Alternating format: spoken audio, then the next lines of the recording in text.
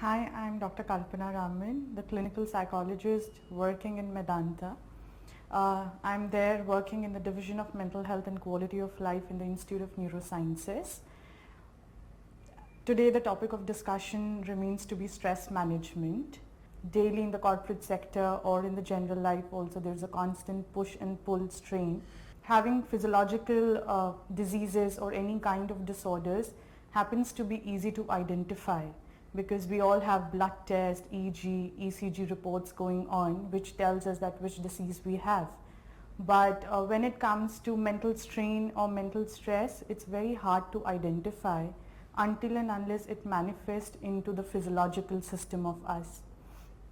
Stress is used synonymous with the word tension also, which we commonly use in the social setup or when we are talking to our friends. But do we actually mean the word stress as such?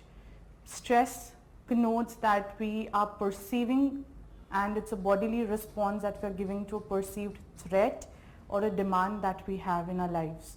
The word perceive here has to be underlined because what we mean by perceive is that it is being guided by my thoughts as well as my past beliefs and experiences. So somewhere there has to be a thought level changes that has to happen when we talk about stress.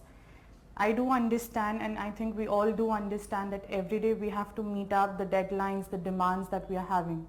So that is why somewhere it gets very important if there is a consistent pressure that we all are handling, because these symptoms gradually, first of all, as soon as the stress precipitates, the first thing that happens is there is a fearfulness of being in the situation.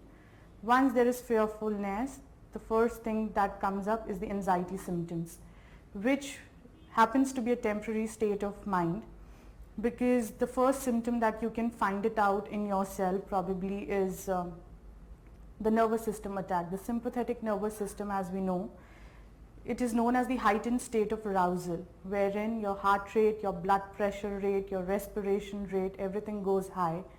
You can even identify certain signs and symptoms such as pupil dilation, dry mouth, tingling and numbness in your limbs, generalized weakness in your body, or multiple aches and pains that we all complain of कि आज मेरा sir दर्द बहुत हो रहा है.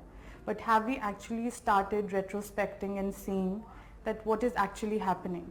We all are carrying all the burden the whole day that we have. But we also need to look into these certain symptoms and signs in ourselves. Because the second system that is getting affected because of the gradual stress and strain that we're having is on the endocrine system. As we all know, we say that there is an adrenaline rush that is happening. What exactly is adrenaline rush? It is that the stress symptom has manifested in my hormone level also. We all are seeing that gradually the cardiac problems, the risk of cancer, everything is growing on, increasing, but somewhere there has to be certain lifestyle modifications also that needs to take place. The second level of workup happens at the thought level. Few of the techniques that can be used to manage our daily life stress is that first reflect that what we are actually doing for ourselves in the whole day.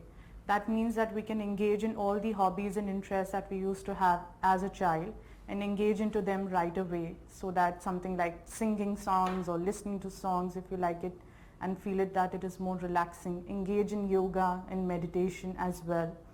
Practice certain muscular relaxation techniques. If the stress is actually consistent, the one thing that you can do right away is that probably you need a vent out, wherein you have a catharsis movement for yourself. Talk to your friends, because what happens is when we are helping others, we tend to forget our own stressors for that time period at least.